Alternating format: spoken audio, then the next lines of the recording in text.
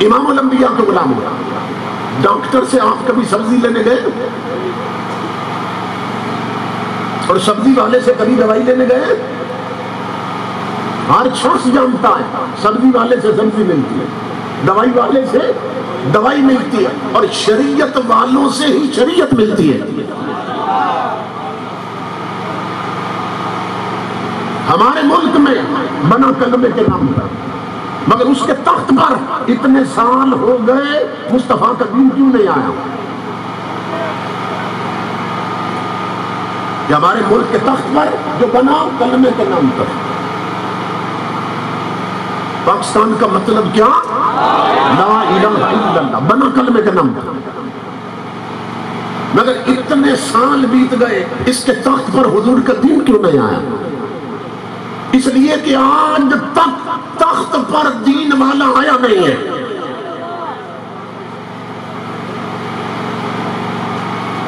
آج تک شریعت پڑا ہوا حضور کے اس تخت پر نہیں آیا، اس تخت پر نہیں آیا. آپ کیا سمجھتے ہیں جنہوں نے یہودیوں سے پڑھا ہے وہ یہاں دین لائیں گے؟ جن کی استاد یہودی ہے، جن کی استاد عیسائی ہیں، جن کی شکلیں یہودیوں سے ملتی ہیں، جن کا اٹھنا بیٹھنا اور کلچر اور لیونگ سٹائل اور صورتیں یہودیوں سے ملتی ہیں، وہ تخت پر حضور کا دین لائیں گے؟ دین ملے گا اس سے جس نے دین پڑھا ہے.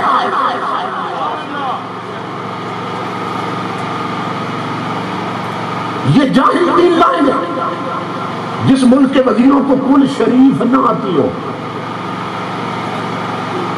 یہ تو ہر شخص جانتا ہے. جس ملک کے وزیروں کو کل شریف نہ آتی ہو، اور جس ملک کے وزیر اعظم کو قرآن میں حضور کی ایک بڑی صفت ہے خاتم النبیین، پڑھانے پر بھی جاہل کو پڑھنا نہ آئے، وہ ریاست مدینہ بنا سکے گا؟ تو یہ ہماری غلطی ہے. جو نااہل ہے اس سے ہم توقعات قائم رکھ دیتے ہیں. میرے آقا کے غلاموں، جب تک دہلیز مصطفیٰ کی طرف نہیں آؤ گے، اور یہ کامن سینس کی بات کر رہا ہوں کہ ملک جن نظریات پہ بنتے ہیں نا، انہی نظریات کا تسلط ہو تو ملک بچتے ہیں. کہ بنا ہے کلمے کے نام پر تو بچے گا بھی کلمے کے نظام پر. یہ ذہن میں رکھیے. جنہیں یہ بھی معلوم نہ ہو کہ تاجدار کائنات کے لیے لفظ کون سا استعمال کرنا ہے، اتنے جاہل ہیں کیونکہ یہودیوں سے پڑھے ہیں نا. اقبال بھی وہاں پڑھ کے آیا تھا، مگر اقبال کی خوش قسمتی یہ تھی کہ اقبال نے انگریزی بعد میں پڑھی تھی، اور اس کی گھٹی میں اس کی ماں نے قرآن پہلے رکھا تھا. اقبال نے حضور کی شریعت پہلے پڑھی تھی. ورنہ آپ نے کبھی سوچا جو میونخ یونیورسٹی میں پڑھتا رہا، آکسفورڈ سے پڑھتا رہا، اقبال کیمبرج سے پڑھا، یا یورپ کی جس یونیورسٹی سے بھی پڑھا، تو پڑھ کے آیا ہے یورپ سے، تو دنیا اس کو علامہ کیوں کہتی ہے؟ بھائی علامہ مولانا مولوی صاحب یہ تو انہیں کہا جاتا ہے جنہوں نے شریعت پڑھی ہو. اسی طرح ہے نا بات. قائد اعظم بھی وہاں سے پڑھ کے آئے نا یورپ سے، تو کہتا ہے علامہ محمد علی جناح. بھائی وہ بھی یورپ سے پڑھے تو قائد اعظم کو کوئی علامہ کہتا ہے؟ تو اقبال بھی یورپ میں پڑھا تو اقبال کو علامہ کیوں کہتے ہیں؟ علامہ اقبال، مولانا اقبال، مولوی اقبال کیوں کہتے ہیں اقبال کو مولانا؟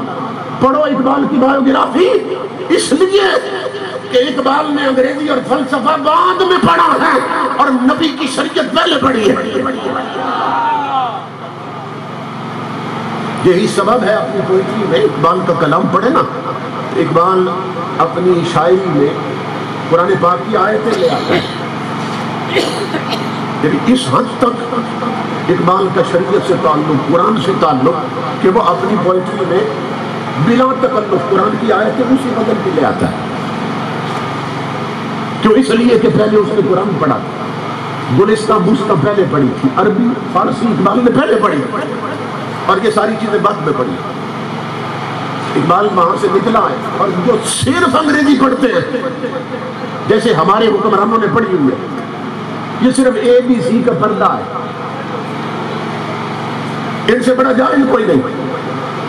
یہ 4 انگریزی کے جملے بولتے ہیں نا، آپ کہتے ہیں بڑے پڑھے لکھے، تو یہ جتنے پڑھے لکھے ہیں وہ ان کی گفتگو سے اندازہ ہو جاتا ہے.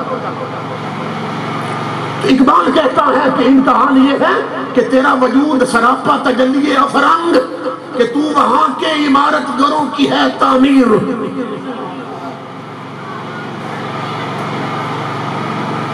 کہ تیرے جسم سے، تیری شکل و صورت سے کافر نظر آتا ہے، کافر نظر آتا ہے، اس کا کلچر نظر آتا ہے، اس کا ماحول نظر آتا ہے.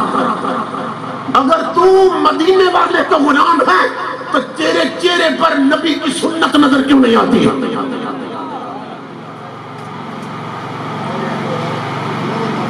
تیرے تن پر کوئی تو علامت ہو حضرت صلی اللہ علیہ وسلم کی غلامی. چلو پیشانی میں سجدے کا نور تو ہو. جتنی اقوام ہے نا ان کی کچھ سمبلز ہیں، کچھ مذہبی علامتیں. میں یورپ جاتا رہا ہوں تو وہاں 40 سال سے سکھ رہتے ہیں، وہاں ہندو رہتے ہیں. تو میں نے دیکھا کہ وہاں سکھوں نے، یہ ان کی مذہبی علامت ہے، خاص انداز کی سٹائل کی پگڑی باندھتے ہیں اور خاص انداز کی داڑھی رکھتے ہیں سکھ. انہوں نے اس کلچر میں بھی اپنی وہ مذہبی علامت نہیں چھوڑی. اور فرانس میں یونیورسٹی میں انہوں نے یہ قانون بنایا کہ جو سکھ ہیں انہیں اپنی پگڑیاں اتار کے پالے جانا پڑے گا اور یونیورسٹی میں آنا پڑے گا. سکھوں نے ہڑتال کر دی. انہوں نے کہا کہ ہم یونیورسٹی سے نکال دیں گے تمہیں، پگڑی باندھ کے نہیں آ سکتے. کافر ہیں مگر اپنی مذہبی علامت اور مذہبی رہنما کی دی ہوئی علامت سے اتنی محبت. انہوں نے کہا تم یونیورسٹی کی بات کرتے ہو، ہم فرانس چھوڑنے کو تیار ہیں مگر پگڑی نہیں چھوڑ سکتے. کافر ہو کر اپنے مذہبی رہنما کی دی ہوئی سمبل اور علامت اتنی محبت کرے اور ہم نعرہ لگائیں کہ غلامی رسول میں موت بھی قبول ہے اور حضور کی سنتیں بھی چھوڑ دیں. یہ کون سا تعلق ہے حضور کے ساتھ؟ جو ہندو ہیں وہ کشکا لگاتے ہیں، زنار پہنتے ہیں. یورپ کے ماحول میں 40-50 سال رہ کر بھی ہندوؤں نے اپنی وہ مذہبی علامت نہیں چھوڑی ہے. آج بھی وہاں کشکا لگاتے ہیں، زنار پہنتے ہیں. اسی طرح عیسائی ٹائی لگاتے ہیں مذہبی علامت کو. جتنے بھی گئے گزرے ہیں مگر ایک مذہبی علامت انہوں نے قائم رکھی ہے، ٹائی لگاتے ہیں. کہ ان کی مذہبی علامت. ہمارے ہاں تو فیشن بن گئی نا، کیوں؟ ان کا عقیدہ عیسیٰ علیہ السلام کو پھانسی دی گئی تھی، گلے میں رسی ڈال کے لٹکایا گیا تھا ہمارے نبی. یہ ان کا عقیدہ نا. قرآن تو کہتا ہے کہ وہ زندہ آسمانوں سے اٹھا لیے گئے. تو اس ایک سمبل کے طور پر کہ ہمارے نبی کے گلے میں رسی ڈالی، انہوں نے ایک کپڑا سا لٹکا لیا. بعض لوگ اسے نہیں مانتے کہ یہ ان کی مذہبی علامت نہیں ہے. یہ آپ نے کبھی دیکھا ہے کہ ٹائی کو جب گرا لگاتے ہیں، گانٹھ دیتے ہیں، گڈ مارتے ہیں جب ٹائی کو، تو اس طرح نہیں مارتے جیسے بکری کی رسی کو مارتے ہیں یا کسی گچڑی کو باندھنا ہو تو اس کو گرا لگاتے ہیں. ایسے نہیں باندھتے ہیں. اس کا ایک خاص ٹائی ہر بندہ لگا بھی نہیں سکتا. کیوں؟ جب وہ لگاتے ہیں نا تو ٹرائی اینگل بنتا ہے، 3 کونے بنتے ہیں اس کے. وہ جو گرا لگاتے ہیں یہ کیا ہے؟ یہ ان کا عقیدہ تثلیث ہے. یہ ٹرینیٹی کا تصور، عقیدہ تثلیث. تو یہ اس طرح ٹرائی اینگل بنا کے نا گرا لگاتے ہیں. تو یہ عیسائیوں کی مذہبی علامت. چوٹی پہ ایک چھوٹی سی سفید ٹوپی رکھنا یہ یہودیوں کی مذہبی علامت. خاص انداز کا چہرہ، داڑھی اور پگڑی یہ سکھوں کی علامت، کشکا اور زنار ہندوؤں کی علامت، ٹائی عیسائیوں کی مذہبی علامت، چوٹی پہ ٹوپی یہودیوں کی مذہبی علامت. مگر مجھے وہاں رونا آتا تھا دیکھ کر کہ محمد عربی کے غلاموں کی کوئی علامت نہیں ہے. سکھ پگڑی سے پہچان لیا جائے، ہندو اپنے کشکے اور زنار سے پہچان لیا جائے، عیسائی اپنی ٹائی سے پہچانا جائے، یہودی اپنی چوٹی کی ٹوپی سے پہچان لیا جائے، وہاں محمد عربی کے غلاموں کی کوئی پہچان نہیں. جیسے ان کے چہرے اسی طرح ان کے چہرے، ان کی بہو بیٹیاں اور ان کے بچے اور اولاد پگوں اور قلموں میں بیٹھی ہیں. ہمارے بچے اور ہماری نسلیں بھی پگوں اور قلموں میں بیٹھی ہیں. لیکن جس سے پوچھو وہ ہے مسلمان. آخر مسلمان کیا بلا ہے؟ کس شہر کو کہتے ہیں مسلمان؟ اس طرف ہے قرآن حکیم میں رب العزت نے فرمایا یا ایھا الذین آمنوا ادخلوا فی السلم کافہ، اے ایمان والے پورے کے پورے اسلام میں داخل ہو جاؤ،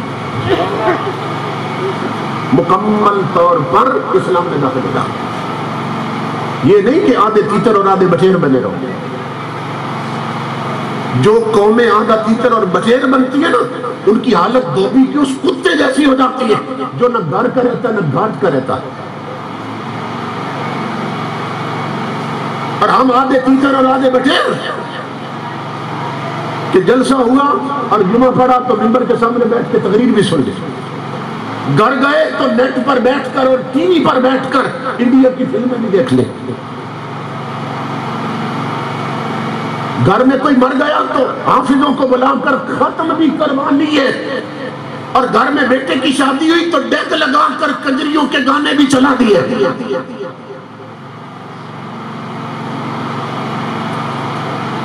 یہ ہو رہا ہے کہ نہیں ہو رہا ہے؟ امام الانبیاء کے غلاموں، یہ رکشے والے، یہ سزوکیوں والے، یہ ٹیکسیوں والے، اندر انہوں نے نا ایک چھوٹا سا اسٹکر ہے جس پر آیت الکرسی لکھی ہوتی ہے یا سورہ یاسین، وہ بھی لگایا ہوتا ہے. اور 6 گھنٹے ان کی کوچوں میں اور بسوں میں اور ٹرکوں میں سفر کرو تو پورے راستے طوائفوں کے گانے چلتے رہتے ہیں. ظالموں، یہ سورہ یاسین کیوں لٹکائی ہے؟ تمہیں نہیں معلوم؟ تمہارے نبی نے فرمایا کہ جس جگہ پر طوائف کے گانے کی آواز آئے اس جگہ پر اوپر سے رب کی لعنت اترتی ہے. حضور صلی اللہ علیہ وسلم نے فرمایا صوتان ملعونان فی الدنیا والآخرہ، 2 آوازیں ایسی ہیں، 2 آوازیں، میں پوری حدیث پڑھ کے سنانے لگا. 2 آوازیں ایسی ہیں، امام الانبیاء نے فرمایا کہ وہ جس جگہ سے بلند ہوتی ہیں اوپر سے اللہ کی لعنت اترتی ہے.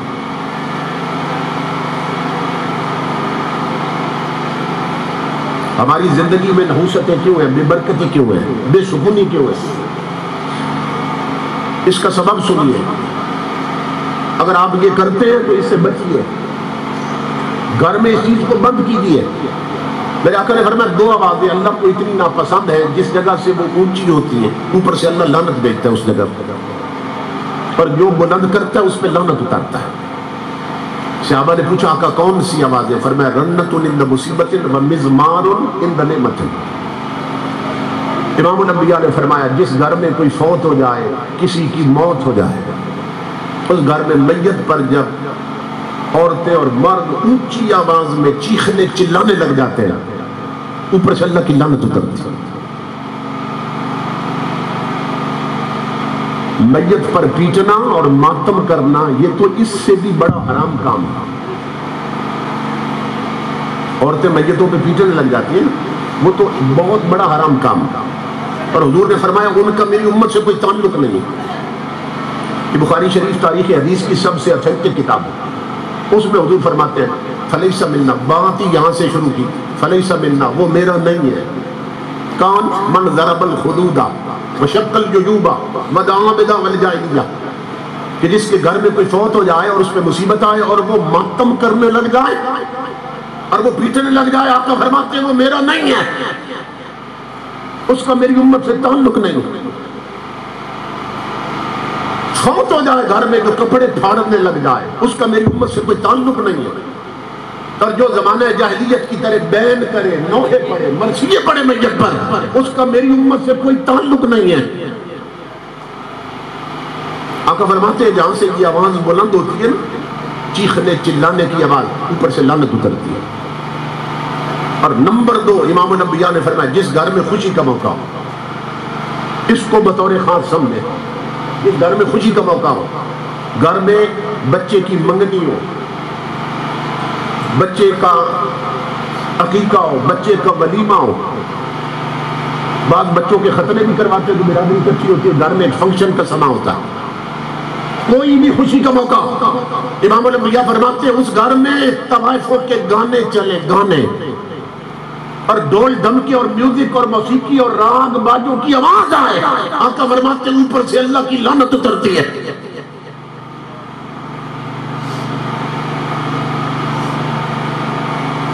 اب مجھے بتائیے آقا کے میلاد میں آنے والوں، کوئی رکشہ ہے جس میں گانے نہ ہو، کوئی سزوکی جس میں گانے نہ ہو، کوئی ٹرک جس میں گانے نہ ہو، کوئی بس جس میں گانے نہ ہو. بڑی بڑی کوچیں ہیں، اسکائی ویز ہیں، فیصل موورز ہیں، ڈائیو ہے، بڑی بڑی کوچیں، صرف گانے نہیں ہوتے، LCDs لگی ہے اور انڈیا کی فلمیں چل رہی ہیں. کوئی شریف آدمی وہ بیٹیوں کے ساتھ بیٹھ کر سفر نہیں کر سکتا. میں نے انگلینڈ میں برمنگھم سے لے کر اسکاٹ لینڈ کا آخری شہر ہے ڈنڈی، گلاسکو اور ایڈنبرا، وہاں تک 8-8 گھنٹے انگریزوں کی نیشنل کوچز میں سفر کیا. کوئی میوزک نہیں ہے، کوئی ٹی وی نہیں لگا. انگریز یا پڑھتے جاتے ہیں اپنی کتابیں، یا پھر سو کے سفر کرتے ہیں، یا اپنی گپ شپ لگاتے ہیں. جس بے غیرت قوم کے کلچر کو ہم نے اڈاپٹ کیا، بے غیرتی اور بے حیائی میں وہ پیچھے رہ گئی، ہم آگے نکل چکے ہیں.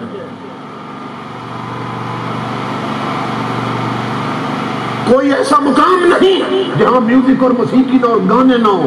اور حضور فرماتے ہیں جہاں ہو اوپر سے اللہ کی لعنت اترتی ہے. آج تو ٹچ موبائلوں میں گانے بھرے. سن 1987 میں نا واشنگٹن ڈی کا علاقہ ہے امریکہ کا، وہاں ایک کانفرنس ہوئی ہے. تو وہ کانفرنس ہی اس وجہ سے قائم کی گئی تھی کہ انہوں نے جو برین اسپیشلسٹ تھے وہاں کے، انہیں بلایا تھا کہ یہ بتاؤ کہ یہ جو موجودہ دور میں میوزک اور موسیقی ہے اور یہ جو گانے ہیں اور ڈھول دھمکے اور رانگ باجے، یہ انسان کے دل اور قلب و باطن پہ کیا اثر کرتے ہیں. امریکہ سے ایک کتاب چھپی ہے، The Clothing of American Mind. یہ کتاب امریکہ سے چھپی ہے، اس میں یہ پوری ہسٹری اور ریڈان موجود تھی. اس کانفرنس میں جنرل ایورٹ کوٹ کو بلایا گیا تھا جو برین اسپیشلسٹ ہے، امریکہ کا سب سے بڑا ڈاکٹر، ہارٹ اسپیشلسٹ بلائے گئے. جب اس جنرل کی باری آئی ہے تو وہ کہتا ہے this type of music is the close relative of pornography. وہ کہتا ہے امریکیوں اپنی نسلوں کو اس میوزک موسیقی ڈھول دھمکے اور رانگ باجے اور گانوں سے بچاؤ. کیوں؟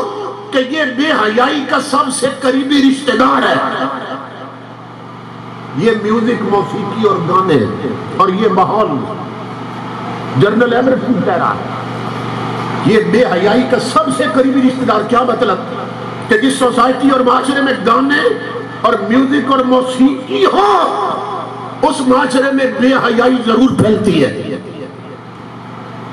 اس کے جملے کا یہ مطلب.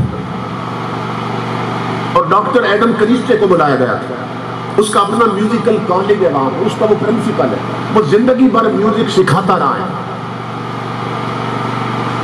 وہ میوزک سکھاتا رہا ہے.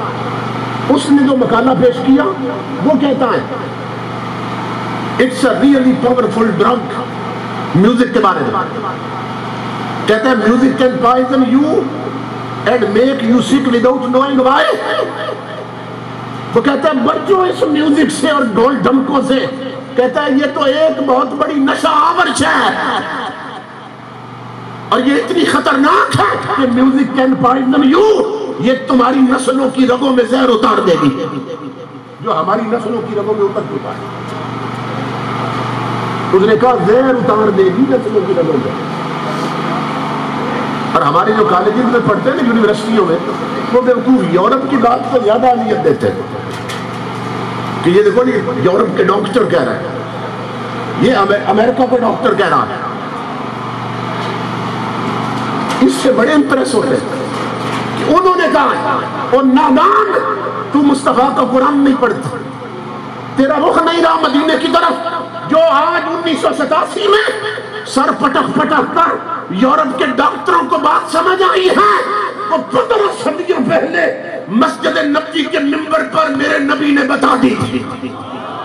تاجدار ختم نبوت زندہ باد زندہ باد، تاجدار ختم نبوت زندہ باد زندہ باد، تاجدار ختم نبوت زندہ باد زندہ باد۔ حضور نے کیا فرمایا؟ یہ جنرل ایورٹ فوڈ تو آج کہہ رہا ہے، یہ ایڈم کنشتے تو آج کہہ رہا ہے، 15 صدیوں پہلے مسجد نبوی کے منبر پر تمہارے میرے نبی نے فرمایا تھا، فرمایا تھا الغناء ينبت النفاق في القلب كما ينبت الموضع۔ آقا نے فرمایا یہ جو گانے ہیں، یہ جو ڈھول دھم کے راگ باجے، میوزک اور موسیقی ہے، یہ دلوں میں اس طرح کھوٹ اور منافقت بھر دیتی ہے جس طرح پانی سے کھیتی اگتی ہے۔ 15 صدیوں پہلے آقا نے بتایا یہ اندر کو تباہ کر دیتی ہے موسیقی اور یہ گانے۔ بتائیے کوئی جگہ ہے جہاں گانے نہ ہو؟ یہ ہماری نئی حکومت کا ایک وزیر اعلان کر رہا ہے، کہتا ہے کہ پاکستان میں پہلے 286 سینما ہیں پورے پاکستان میں، وہ اس پر افسوس کر رہا ہے کہ یہ بہت کم ہے، تو نئی حکومت کیا کرے گی؟ ریاست مدینہ بنانے لگی ہے تو 1100 سینما اور کھولے گی۔ شرم سے ڈوب مرنے کا مقام، کیسے کیسے بے غیرت ناہنجار اور حرام خور اس ملک کی تقدیر سے کھیل رہے ہیں۔ اس لیے میرے آقا کے غلام، آنکھیں کھولو آنکھیں کھولو، حضور کا دین پڑھو، دین کو سمجھو، دین کو اپناؤ۔ آج اگر ہم نے حضور صلی اللہ علیہ وسلم کے دین کو اپنی زندگی میں، اپنے گھر کے ماحول میں، اپنی بہو بیٹیوں کے لباس میں، اپنی شادیوں کے رسم و رواج میں حضور کے دین کو جگہ نہ دی تو یہ ایسی مجرمانہ غفلت ہوگی کہ تاریخ بھی معاف نہیں کرے گی، اللہ اور اس کا رسول بھی معاف نہیں کرے گا۔ امام الانبیاء نے فرمایا تھا، اپنی امت کے مردوں کو حضور نے فرمایا، فرمایا اے میری امت کے مردوں، مردے مت بنو، مردے مت بنو۔ مرد بنایا تو مرد رہو، مردے نہ ہو جاؤ۔ کیا اذا جاء امورکم الی نسائکم فبطن الارض خیر لکم من ظہرہا۔ حضور فرماتے ہیں میری امت کے مردوں، اگر تمہاری زندگی کے تمام معاملات اور زندگی کے تمام ڈیسیجن عورتوں کے ہاتھ میں چلے جائیں تو امام الانبیاء فرماتے ہیں مردوں تمہارے لیے زندہ رہنے سے مر جانا بہتر ہے۔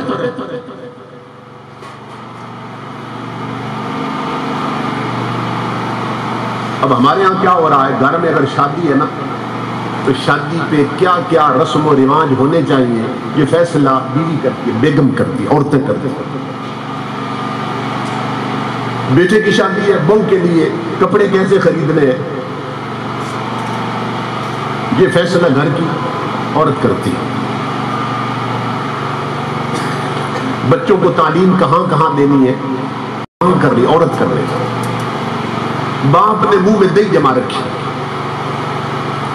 اور اس دہی جمانے کی وجہ سے حال یہ ہوا کہ جس خاندان کی عورتوں کے پاؤں کی پشت پر بھی غیر محرم کی نظر نہیں پڑی تھی، آج اس گھر کی بیٹیوں کی نیک لائنیں نظر آتی ہیں اور آدھے ننگے جسم لے کر بازاروں میں پھر رہی ہیں۔ اقبال نے کہا تھا انجام غلامی کیا کہیے، بربادی سی بربادی ہے، جو درس ہے بدہا نے دیا وہ درس پڑھانا بھول گئے۔ عبرت کا مرقع یہ پستی اور قابل حیرت یہ مستی، اوروں کو جگانا یاد رہا خود ہوش میں آنا بھول گئے۔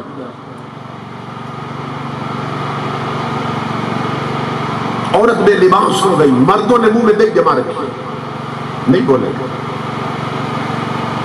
ماں بیٹی کے لیے جیسا بھی فیشنی لباس پسند کر لے وہ بچی نے ضرور پہننا ہے. مرد نہیں بولے,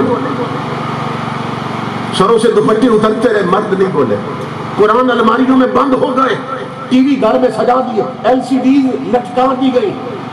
جن گھروں کی چار دیواریوں میں کبھی نبی کا قرآن گونجتا تھا اب طوائفوں کے گانے چلتے ہیں. مرد چپ. جس گھر کی دو بیٹیوں کے ہاتھ میں سیرت عائشہ صدیقہ کی کتابیں ہوتی تھی اور سیرت فاطمہ زہرا کی کتابیں ہوتی تھی, اس گھر کی دو بیٹیاں ٹچ موبائلوں پر کنجریوں کے کلپ دیکھتی ہیں, مرد خاموش. عورتیں ڈھیلا ڈالا لباس پہنتی ہیں. الناس باللباس, یہ عربی کا محاورہ ہے کہ انسانیت کی پہچان ہی لباس سے ہے. کھوتا لباس نہیں پہنتا ہے, گھوڑا لباس نہیں پہنتا ہے. یہ ننگا رہنا یہ تو جانوروں کا کام ہے. انسانیت کی پہچان ہی لباس سے ہوتی ہے. عرب کا ایک مفکر کہتا ہے, وہ کہتا ہے میرے گھر اپنے محبوب کی بات کر رہا ہے, کہتا ہے وہ اس لیے کپڑے نہیں پہنتا کہ وہ حسین لگے. کہتا ہے ہمارے گھر کی عورتیں اس لیے کپڑے نہیں پہنتی کہ حسین لگے, وہ اپنا حسن چھپانے کے لیے کپڑے پہنتی ہیں. اور آج عورتوں نے جو لباس پہنا ہے شریعت کی نظر میں ایسی عورتیں کپڑے پہن کر بھی ننگی پھر رہی ہیں. سنیے حضور کی حدیث. امام الانبیاء نے فرمایا نساء کاسیات عاریات ممیلات مائلات رؤوسہن کاسنمۃ البخت المائلہ. 6 علامتیں حضور نے بتائیں میری امت کی عورتوں کی یہ ہو جائے گی. نمبر 1 امام الانبیاء نے فرمایا میری امت کی عورتوں پہ وقت آنے والا ہے کہ بدبخت کپڑے پہن کر بھی ننگی ہوگی. یہ نہیں فرمایا کپڑے اتار کے ننگی ہوگی, اتار کر تو ساری ننگی ہو جاتی ہے. فرمایا اپنے تئیں اپنی سوچ کے مطابق ان بد نصیب عورتوں نے کپڑے پہنے ہوں گے مگر شریعت کی نظر میں ننگی ہوگی. یہ فرشتہ لکھ دے گا اس عورت نے ننگے زندگی گزار دی. یہ حدیث رسول ہے. آپ شادی پر دیکھیں اور کسی سے پوچھیں بچوں کپڑوں میں ہے یا ننگی ہے, وہ کہیں میں نے تو کپڑے پہنے ہوں, مگر مدینے سے آواز آ رہی ہے ننگی ہے. یہ فرشتہ لکھ رہا ہے اس نے لباس نہیں پہنا اور ننگی پھر رہی ہے. میرا فریضہ ہے, میں جو پڑھتا ہوں نا حدیث ہے آپ کو سناؤں کہ میں اپنا فریضہ ادا کر رہا ہوں. کسی کی سوچ میں آئے بات نہ آئے, جب قبر میں اترے گا تو ایک جھٹکا ہی ساری باتیں سمجھا دے گا. یہ ہے تعلیمات تاجدار کائنات. جلسوں میں آنے والے کانوں کے چسکے پورے کرتے رہے, نبی کی تعلیم سے آچنا نہیں ہو سکتا. امام الانبیاء نے بتایا تھا تمہاری گھر کی 2 بیٹیوں کے کپڑے اور لباس کیسا ہونا چاہیے. میں حدیث لکھ لیتا ہوں, کسی عالم جس سے آپ کی تسلی ہوتی اس سے جا کے پڑھوائیں کہ یہ حدیث ہے کہ نہیں اور اس کا ترجمہ کرو کیا ہے. امام الانبیاء فرماتے ہیں میری امت کی عورتوں پہ وقت آنے والا اور وہ وقت آ چکا ہے. میں کوئی 5 ہفتے ہوں گے, 5-6 ہفتے کی بات ہے, میں سیالکوٹ میں خطاب کے لیے گیا. سیالکوٹ میں تو وہاں جو پنجاب یونیورسٹی کا لاہور کیمپس بنا ہے نا, یہ بر اعظم ایشیا کی سب سے بڑی یونیورسٹی ہے, اس کا جو کیمپس بنا ہے وہاں کی جوان بچیوں نے اپنے آدھے ننگے جسم کر کے جلوس نکالا ہے اور فوٹو بنوائے ہیں اور لکھا گیا تھا اپنے جسموں پر ہمارا جسم ہماری مرضی. بازو ننگے, پیٹ ننگے, پنڈلیاں ننگی, سر تو کیا گردن میں بھی دوپٹہ نہیں ہے, چھاتیاں دکھا رہی ہیں اور جلوس کیا نکال رہی ہے ہمارا جسم ہماری مرضی. یہ کافروں کی بیٹیاں ہیں, انڈیا سے آئی ہیں, انہوں نے مسلمان ماؤں کا دودھ پیا ہوا, ان کے کانوں میں بھی اذان ہوئی ہے مگر کالج اور یونیورسٹی کی تعلیم نے انہیں یہ سبق پڑھا دیا ہمارا جسم ہماری مرضی. آج ایسی ماؤں کی ضرورت ہے جو بیٹیوں کو بتائیں جسم تیرا ہے مگر مرضی مدینہ مدینے والے کی چلے گی۔ اگر مسلمان رہنا ہے اور مسلمان مرنا ہے اور ایمان بچانا ہے تو جسم تیرا ہے مگر مرضی رسول کی چلتی ہے، کیونکہ النبی اولیٰ بالمؤمنین من انفسہم، قرآن میں اللہ فرماتا ہے جو میرا نبی ہے وہ مومنوں کی جان سے بھی بڑھ کر اس کا مالک ہے۔ آج ماں نے کیسی بچیاں جنم دے دی ہے کہ ہماری اس پاک وطن میں، پاک سرزمین شادباد، اب پلید سرزمین شادباد، اب اس پاک وطن کو پلید کر رہی ہیں۔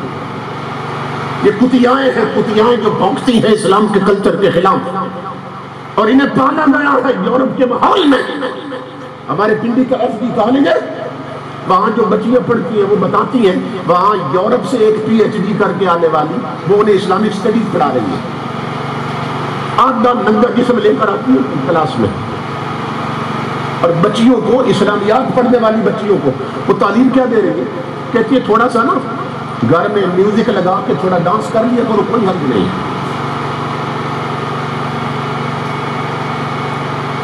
سر پر اگر دوپٹہ رکھو گی یا پردہ کرو گی، کہتے ہیں اس سے دماغ کی بیماریاں پیدا ہوتی ہیں۔ یہ ہمارے ملک میں تعلیم دی جا رہی ہے۔ ان کتیاؤں کو کس نے اپوائنٹمنٹ کیا؟ یہ جو اسلام کے خلاف بھونک رہے ہیں، یہ نیچے سے اوپر تک تیری بربادی کے سامان ہو رہے ہیں۔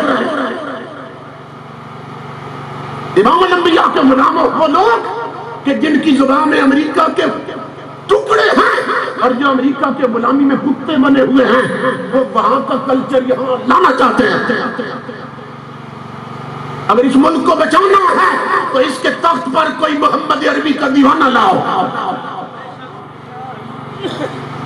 وہ لاؤ جس نے 15 سال ٹوٹی چٹائی پر بیٹھ کر محمد عربی کا دین پڑھا ہے، ورنہ یہ کچھ بھی نہیں کر سکے۔ اس حد تک جہالت راج کر رہی ہے۔ کچھ عرصہ پہلے کی بات، کمشنر، پاکستان کا کمشنر ہے، اس کا باپ مر گیا، جنازہ گاہ میں نا اس کے باپ کی میت رکھی، ڈیڈ باڈی آگے، تو کمشنر میرے ایک دوست ساتھ تھے، ان کے ساتھ پہلی صف میں کھڑے باپ کا جنازہ پڑھنے لگا، تو کمشنر نے اپنی جیب سے رومال نکالا اور زمین پر بچھا دیا۔ میرے دوست پوچھنے لگے کمشنر صاحب یہ رومال زمین پہ کیوں رکھ دیا یوں پھیلا کے؟ تو پاکستان کے کمشنر صاحب فرمانے لگے کہ نیچے چٹائی بھی کوئی نہیں ہے، دری بھی نہیں ہے، قالین بھی نہیں ہے، تو جب سجدے میں جائیں گے تو منہ سارا گندا نہیں ہو جائے گا مٹی سے۔ اب وہ جو آگے بابا جس کی ڈیڈ باڈی پڑی ہے نا میت، وہ چیخ رہا ہے، لیکن اس کی اب چیخیں کون سنے؟ وہ جو برادری کٹی ہوتی ہے نا شادی پر یا مرنے پر، تو جن کے بچے افسر ہوتے ہیں نا، ان بابوں کی گردنوں میں سریہ رہتا ہے، وہ بتاتے ہیں میں کلاس 1 آفیسر کا باپ ہوں، میرا بیٹا اے سی ہے، ڈی سی ہے، کمشنر ہے، ڈاکٹر ہے، انجینئر ہے، ان میں تکبر ہوتا ہے۔ اب وہ بابا چیخ رہا ہے کہ کاش میں نے تجھے کمشنر بعد میں بنایا ہوتا اور تیری گھٹی میں نبی کا قرآن پہلے رکھا ہوتا، کہ تو کمشنر بن گیا بدبخت، اور تجھے نبی کی شریعت کی اتنی خبر بھی نہیں کہ نماز جنازہ میں سجدہ ہوتا بھی ہے کہ نہیں ہوتا۔ یہ صرف اس کمشنر کی بات نہیں ہے، یہ پیغام میں اس لیے دے رہا ہوں، اگر آپ نے اپنی اولاد کا رخ حضور کے دین اور شریعت کی طرف نہ کیا اور سب سے پہلے انہیں دین نہ پڑھایا اتنا جتنا مسلمان کی ضرورت، تو پھر یہ آگ گھر گھر لگنے والی ہے، یہ آگ گھر گھر لگنے والی ہے۔ اسلام جو ہے نا وہ ایک مکمل ضابطہ حیات ہے، یہ نہیں کہ اس میں اپنے چسکے کی چیزیں جو ہمیں پسند آئے وہ اڈاپٹ کر لیں، وہ ہم اختیار کر لیں، اور جو طبیعت پہ بوجھ ڈالتی ہیں انہیں چھوڑ دیں، ایسا نہیں سکتے۔ تو ہم کیا کرتے ہیں؟ اب یہاں کتنے گھنٹوں سے آپ بیٹھے، مجھے آپ کا احساس ہے، مجھ سے جو ٹائم لیا تھا نا انہوں نے، جو تاریخ مجھ سے لی گئی تھی وہ پورے 12 بجے تاریخ بدل چکی ہے۔ یہ میرا احساس ہے، میں نے کہا آپ کا وقت ضائع نہ ہو، یہ لیٹ کرتے رہے، گلوکار گویے لگے رہے، معلوم نہیں کیا کیا پڑھتے رہو گے۔ اپنے جلسوں کو مختصر کرو، ٹائم کی پابندی کرواؤ، صرف ایک تلاوت برکت کے لیے اور ایک نعت رکھو، ایک نعت۔ اور بھرپور طریقے سے تاکہ کسی عالم کا خطاب ہو اور آپ کو قرآن سنائے اور حضور کی حدیثیں سنائے. اتنی دیر سے آپ بیٹھے اور آپ تو ابھی چلے جائیں گے نا, میں تو ختم کرنے والا ہوں. لیکن یہ ہے کہ ہمارے ہاں جو بڑی بڑی محفلات ہوتی ہیں وہ فجر تک جاتی ہیں. اور ہوتا کیا ہے, جب ادھر اذان کا وقت ہوتا ہے نا, اس وقت مجلس برکات اور گھر جاتی دنیا سو جاتی ہے, فجر کو نہیں پڑھتی. جو عشاء پڑھ کے نہیں فجر کیسے پڑھیں گے؟ اور ساری رات جھومتے رہتے ہیں, نعت خوانی سن کر نا داد بھی دیتے ہیں, امداد بھی دیتے ہیں. لگتا ہے سارے حضور کے عاشق بیٹھے اور عشاء پڑھ کے نہیں آئے. تو کس کو دھوکہ دے رہے ہیں کہ 8-8 گھنٹے محفلوں میں بیٹھنا یہ نہ فرض ہے, نہ واجب ہے, نہ سنت. یہ ذہن میں رکھو. زندگی بھر آپ اگر مجلس میں 8-8 گھنٹے نہ بیٹھے, نہ قبر میں پوچھا جائے گا, نہ قیامت کو پوچھا جائے گا. مگر بیٹھتے ہیں کہ نہیں لوگ؟ کیوں؟ اپنی طبیعت کہتی ہے کہ بیٹھو. 7-7 گھنٹے بیٹھے رہے کیونکہ طبیعت چاہتی ہے. اب کتنے نادان ہیں, وہ 8 گھنٹے کر لیا جسے طبیعت چاہتی ہے, اور 15 منٹ کی وہ عشاء نہیں پڑی جسے شریعت چاہتی ہے. اور فجر کو اٹھ کر وہ 10 منٹ کی فجر نہیں پڑھیں گے جسے رب اور رسول چاہتا ہے, اور وہاں 8 گھنٹے بیٹھے جسے طبیعت چاہتی ہے. اس لیے ہمیں حضور صلی اللہ علیہ وسلم کی شریعت کو سمجھنا اور شریعت کی طرف آنا. اپنے آپ کو حضور کی چوکھٹ پہ گرا دو اور پکے سچے مسلمان بن جاؤ, اور یہ ماحول تب بدلے گا. بدلنا ہے تو میں بدلو, نظام میں کشی بدلو. پورا نظام اور سسٹم بدلنے کی ضرورت ہے, مگر نہ چند پیمانے بدل جانے سے کیا ہوگا. اور اقبال نے بہت پہلے کہہ دیا تھا, وطن کی فکر کرنا دا مصیبت آنے والی ہے, تیری بربادیوں کے مشورے ہیں آسمانوں میں, اور چھپا کر آستی میں بجلیاں رکھی ہیں گردوں نے, انابل باغ کے غافل نہ بیٹھے آشیانوں میں. اپنے بچوں کا رخ کرو حضور کی شریعت کی طرف اور دین کی طرف. سب سے پہلے انہیں جب سیکھنے کے قابل ہو 2 سال 3 سال قرآن پڑھاؤ, شریعت کے ضروری مسائل وہ انہیں سکھاؤ. تب انہیں بے شک ڈاکٹر بناؤ, انجینئر, جو مرضی ہے بناؤ, لیکن یہ ہے کہ سب سے پہلے حضور کا غلام تو بناؤ.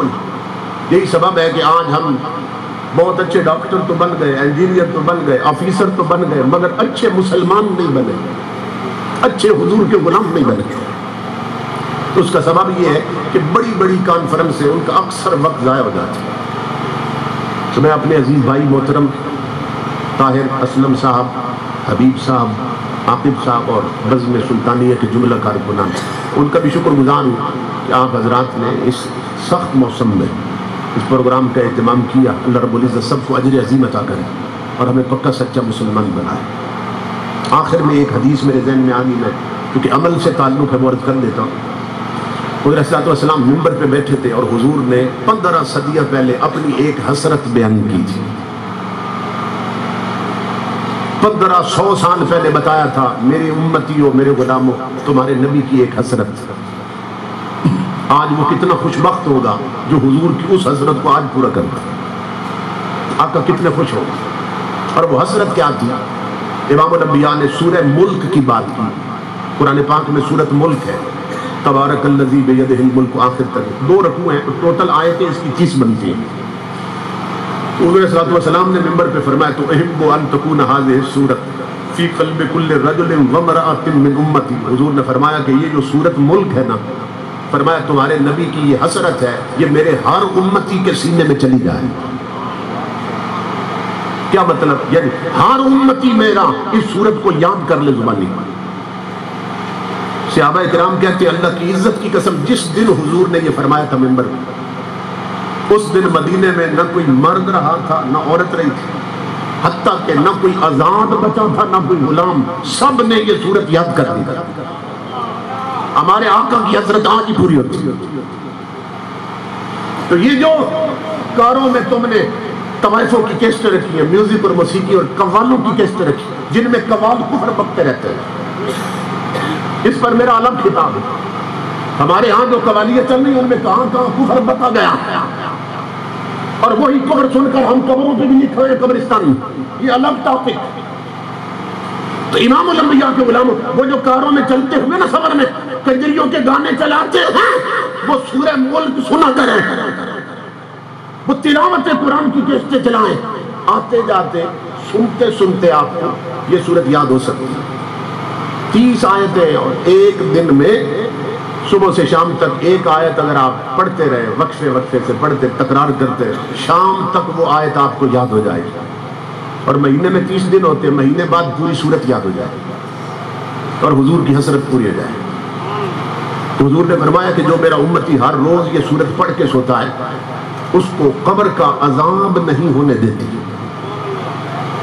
اس پر اور حدیثیں ہیں لیکن میں اس طرف نہیں جاتا چونکہ وقت متحمل نہیں ہے، لیکن بزرگوں کا ایک ٹوٹکا سن لیں۔ اس میں 30 آیتیں، مہینے کے دن ہوتے ہیں 30، تو یہ مجرب نسخہ ہے اللہ والوں کا، اللہ کے ولیوں کا، کہ پہلی رات کا چاند دیکھ کر جو بندہ یہ سورہ ملک پڑھ لیتا ہے تو مہینے کے ایک ایک دن کی اس کی ایک ایک آیت محافظ ہو جاتی ہے۔ یعنی جس مہینے میں بندے نے یہ عمل کر رکھا ہو نا، اس مہینے میں اگر آسمان بھی زمین پہ گر جائے یا زمین پاؤں سے نکل بھی جائے اس بندے کا بال بھی ٹیڑھا نہیں ہوگا۔ یہ صورت اس پہ اپنا سایہ ڈالتی ہے، بچا لیتی ہے، حفاظت میں رکھتی ہے۔ آج ہم عذاب کے مستحق بن چکے ہیں۔ یہ سورج گرہن جو ہے نا، یہ حضور نے فرمایا تھا یہ اللہ کی ناراضگی کی علامتیں ہیں، یہ زلزلے جو آتے ہیں جھٹکے آ رہے ہیں یہ اللہ کی ناراضگی کی علامتیں ہیں، یہ حضور صلی اللہ علیہ وسلم فرماتے ہیں۔ تو اس لیے ہمیں چاہیے کم از کم یہ صورت تو یاد کر لیں، چلتے پھرتے سنیں، کیسٹیں چلائیں، سزوکیوں والے، رکشوں والے۔ اب دیکھیں یہ مزدور لوگ ہیں، سزوکی والے، ٹرک والے، رکشے والے، صبح نکلتے ہیں اپنا رزق کمانے کے لیے اور سارا دن طوائفوں کے گانے چلا کر جب گھر لوٹتے ہیں تو بد نصیب اتنا رزق نہیں لاتے جتنی لعنتیں کما کے گھر آتے ہیں، پورا دن ان پر لعنتیں اترتی رہتی ہیں۔ اس لیے اپنی زندگی کو نحوست سے نکالیں اور مبارک اور برکت والی بنائیں۔ میں اپنے بھائیوں کا شکر گزار ہوں جنہوں نے بڑی محبت سے اہتمام کیا اور محنت کی، اور آپ بھی کہ اس سخت سردی میں یہاں تشریف فرما رہے ہیں۔ اللہ سب کا آنا قبول کرے، ہمیں عملاً حضور کا غلام بنائے۔ وما علینا الا البلاغ۔